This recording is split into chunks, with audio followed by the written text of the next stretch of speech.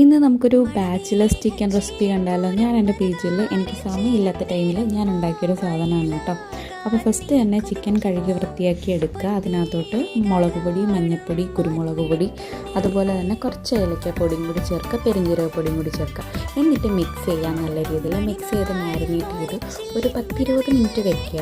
എന്നിട്ട് കുക്ക് ചെയ്യുന്ന ടൈം ആകുമ്പോഴത്തേക്കും ഇത് മാറ്റിയിട്ട് ഇതിനകത്തോട്ട് ഒരു മുട്ട പൊട്ടിച്ചതും കുറച്ച് ജിഞ്ചർ ഗാർലിക് പേസ്റ്റും കൂടി മിക്സ് ചെയ്ത് വെക്കുക. ഇത് കുറച്ചുകൂടി നമ്മുടെ ചിക്കൻ സോഫ്റ്റ് ആകാൻ വേണ്ടിയിട്ട് ഹെൽപ്പ് ചെയ്യും കേട്ടോ.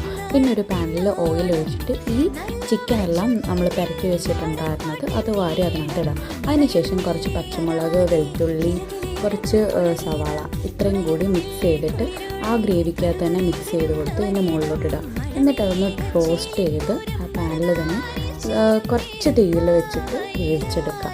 എന്നിട്ട് നമ്മൾ അതിനകത്തേക്ക് ലാസ്റ്റ് കാശ്മീരി ചില്ലി പൗഡറും കറി ലീവ്സും അതുപോലെ തന്നെ കുറച്ച് ടൊമാറ്റോ കെച്ചപ്പും കൂടി യൂസ് ചെയ്യുകയാണെങ്കിൽ അടിപൊളി ചിക്കൻ റോസ്റ്റ് റെഡി ആയിട്ടുണ്ട്.